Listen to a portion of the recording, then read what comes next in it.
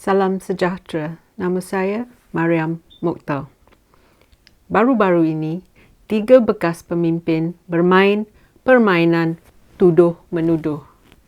Mereka ini bekas Perdana Menteri Malaysia, Dr. Mahathir Mohamad, Si Banduan Najib Abdul Razak dan Mahyadin Yassin. Ada yang tuduh menipu, ada yang tuduh minta tolong batalkan kes mahkamah, dan ada yang tuduh tak pandai jaga hal ehwal kroni. Pada suatu hari nanti, murid sekolah akan belajar dalam sejarah bagaimana ketiga orang ini telah menjadikan Malaysia semacam negara yang gagal, iaitu failed state, di mana bangsa dan agama dimanipulasi untuk kepentingan mereka. Malaysia memang kaya dengan kekayaan alam semula jadi seperti petroleum, gas, kayu balak, getah, biji timah, kelapa sawit dan hasil galian. Tetapi jangan lupa satu lagi kekayaan yang patut kita bangga, dan itu adalah rakyat dan tenaga buruh negara ini. Tetapi siapa yang jadi kaya? Kekayaan negara dalam tangan pemimpin dan wang dibahagikan antara pemimpin, ahli politik, keluarga mereka, VVIP dan kroni. Macam mana kekayaan ini dibahagikan? Senang saja. Mungkin anda tak setuju atau anda tak tahu, tapi pemimpin dan kroni didakwa dapat kontrak selama 7 generasi ahli keluarga mereka. Mereka tak perlu nak dapat pelajaran atau bekerja kuat kerana mereka dapat pendapatan dari hasil kontrak. Rakyat macam anda dan saya dapat apa?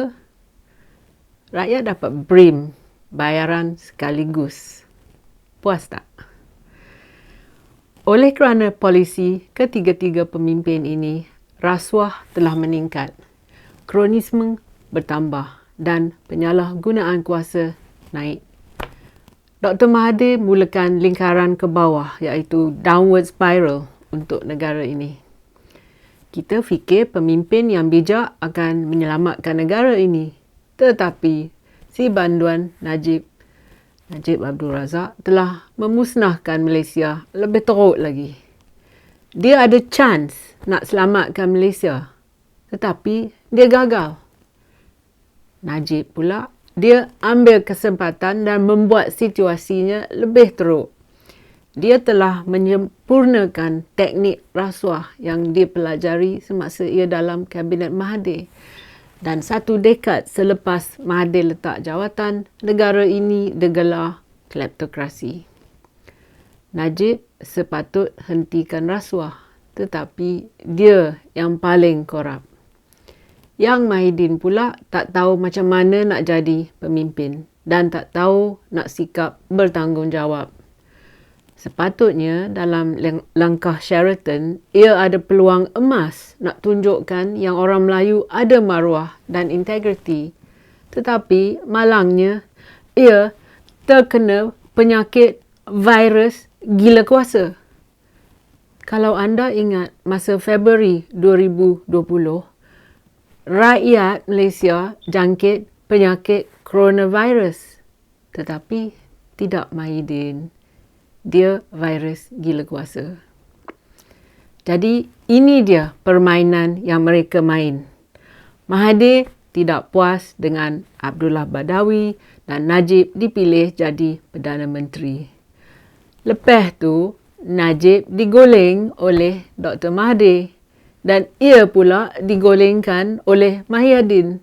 Dan sekarang Najib cuba sedaya upayanya untuk menggulingkan Mahyadin. Jadi sudah genap 1 bulatan penuh. Apa pendapat anda tentang ketiga pemimpin ini?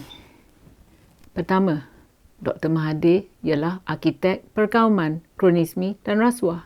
Memberi manfaat pada keluarganya dan kroni dan meletakkan Malaysia di atas jalan ke negeri yang gagal. Yang kedua, Najib mencuri wang rakyat dalam skandal 1MDB dan membawa negara Malaysia ke lututnya. Dan ketiga, bekas Perdana Menteri Mahyadin Yassin memberi jawatan kepada mereka yang menyokongnya sehingga Kabinet Malaysia yang terbesar sekali dalam sejarah negara. Dia kata yang negara tak ada duit, tetapi dia juga yang bayar menteri gaji dan allowance yang tinggi. Ekonomi makin merosot dan pelabur asing memerahikan yang kita kuat rasuah, diorang bawa duit mereka ke negara jiran. Malaysia negara yang gagal. Tetapi itu salah siapa? Salah pemimpin atau salah kita, anda dan saya? Perangai pimpin ni macam budak kecil yang ibu bapa tak tahu nak mendidik mereka dengan betul. Dan kelakuan budak-budak ini tanpa sempadan, iaitu without boundaries. Pemimpin merajalela akan ambil kesempatan kalau anda tak membantah kelakuan mereka. Tetapi, siapa yang undi mereka untuk jadi Perdana Menteri? Anda atau siapa? Siapa yang sekarang masih sayang pada kleptokrat yang telah memalukan Malaysia? Antara 3 PM ni, bekas Perdana Menteri ni, yang mana satu perbuatan dan polisi yang teruk sekali membinasakan Malaysia. Apakah sumbangan mereka kepada negara ini? Bacalah kenyataan terkini dalam perbicaraan Roger Ng yang menceritakan Malaysia sebagai sebuah negara yang penuh rasuah. Saya akan beri link pada kes perbicaraan Roger Ng di bawah ini. Yang peliknya ialah rakyat Malaysia seolah-olah sayang pada ahli politik yang korup. Lagi-lagi teruk perangai mereka, semakin ramai orang akan mengasihi mereka dan ingat dan ingin melihat mereka kembali menjadi pemimpin negara.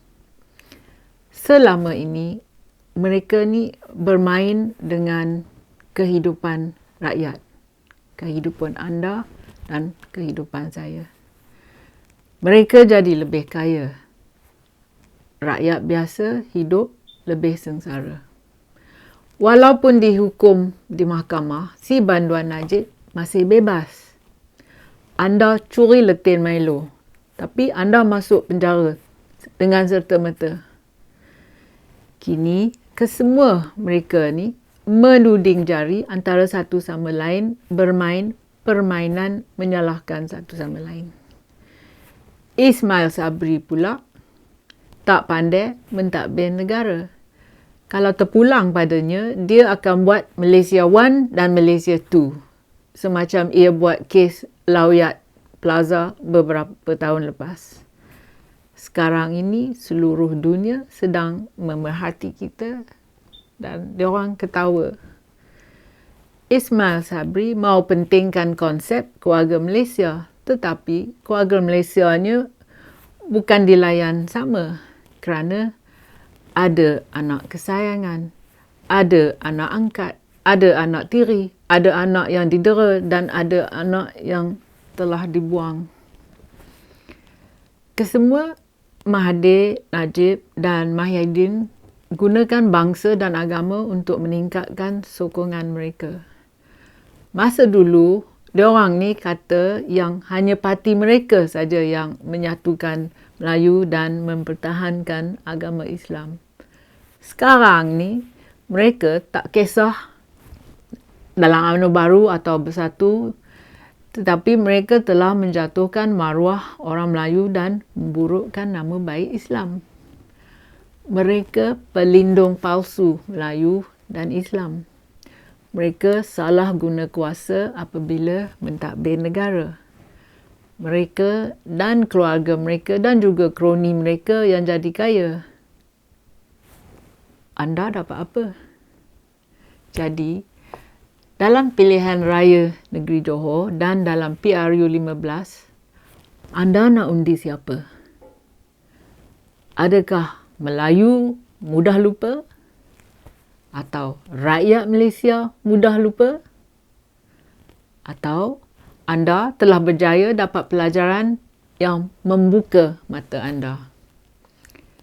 Rakyat Malaysia mesti ingat, kami tidak memerlukan banyak untuk berjaya sebagai sebuah negara.